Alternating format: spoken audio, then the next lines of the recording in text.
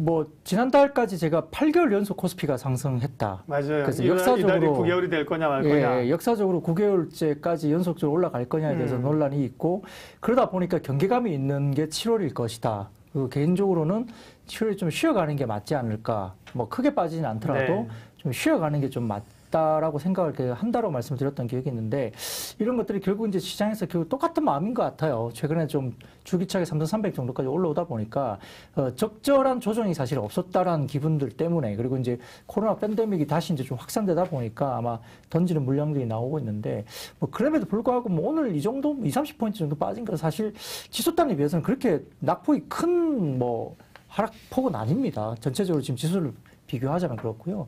그래서 전체적으로 이런 부분에서는 이제 우리가 투자 전략을 좀 가지고 가야 되는데 이게 올해 같은 경우가 되게 유사한 시점이 2010년도하고 되게 비슷합니다. 그러니까 최근 이익 추정치 상향 조정의 업종수가 계속적으로 좀 빠지고 있습니다. 그러니까 EPS는 전체적으로 좋아지는데 이게 뭐 예를 들어서 삼성전자가 너무 좋아진다거나 아니면 뭐 현대차가 하반기 굉장히 좋아진다거나 이런 식으로 좀 특정한 어떤 섹터가 좀 좋아지면서 전반적인 EPS는 상당히 좋아지는데 이익 추정치 상향 조정 업종수는 상당히 감소를 하고 있죠. 그래서 이제 기업이익 증가율에 대한 정적 통과 가능성이 다소 이제 얘기가 되면서 아마 실적 발표를 앞두고 시장에 고민이 많습니다. 그래서 실적이 좋아도 주가가 좀 못 가는 듯한 느낌도 드는 것도 마찬가지고요. 그래서 이런 부분들 때문에 2010년 사례를 좀 복기를 해보면 2010년 6월 같은 경우에는 전년비 기준 코스피가 12개월 예상 영업이익 증가율이 약 50% 정도까지 급증을 하면서 그때를 피크를 찍고 그 다음에 7월부터는 본격적으로 2010년도에 하락 전환을 했던 기억이 있습니다.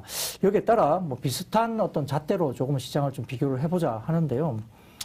첫 번째 이제 그 상반기 주도주였는데 하반기 그러니까 2월, 3월 2분기, 3분기 정도 이후에 7, 8월에 좀 보수적으로 저희가 좀 접근해야 될 섹터는 사실은 은행과 기계 쪽입니다. 말씀드렸듯이 이제 1분기를 정점으로 2분기, 3분기 좀 쉬거나 다소 조금은 하락 추세대로 좀 갈 수 있는 부분에 대한 업종인데요. 결국 여기에 대해서 이익 추정치 하향 조정 때는 또는 이제 정체되고 있는 섹터가 은행이나 기계 정도로 보시면 될 것 같고요.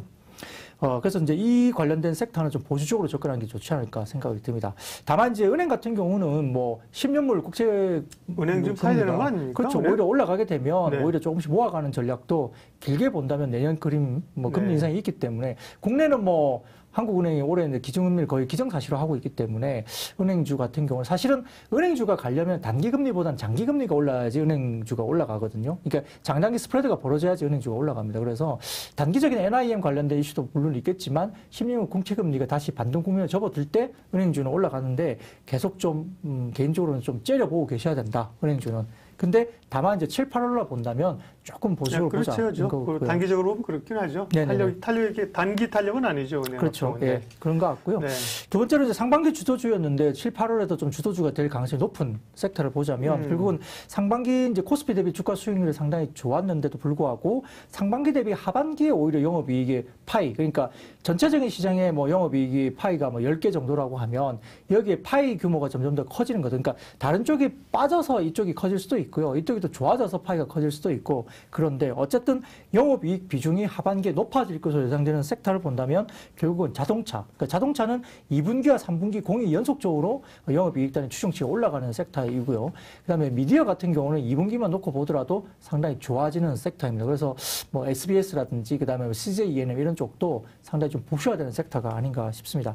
그 마지막으로 이제 상반기 주가가 하락을 했지만 7, 8월에 주가 반등이 예상되는 섹터인데 결국 이 섹터는 우리가 잘 알고 있는 반도체 섹터와 그다음에 헬스케어 섹터이거든요. 그래서 상반기 굉장히 주가 수익률이 부진했는데 하반기로 넘어오면서 영업이익 증가율이 코스피와는 반대로 움직일 것으로 보고 있는 섹터가 결국은 이제 이 기준을 봤을 때는 반도체 관련이라든지 그다음에 헬스케어 정도로 볼 수 있는데 이 반도체 같은 경우는 제가 지난 일주일 전에 분명히 이제 후공정단 제가 이 방송을 했었죠. 네. 그래서 우리가 쉽게 말하면 OSAT라고 해가지고 후공정단에 관련된 종목을 이야기를 일주일 전에 이 자리에서 드렸었고 관련된 종목들이 이제 나왔죠. 실제 테스나, 그다음에 뭐 네페스, 엘비세미콘 이렇게 지금 이야기가 나왔습니다. 그래서 그 주식들이 뭐 일주일 내로 본다면 시장이 좀 안 좋았는데도 불구하고 상당히 좀 아웃퍼폼을 했었던 기억이 납니다. 그래서 이런 부분들이 결국은 하반기를 보면서 반도체 대형주보다는 일단 이런 관련된 소부장 쪽에서 뭔가 새로운 어떤 시장의 어떤 하반기에 열리는 이런 섹터가 결국은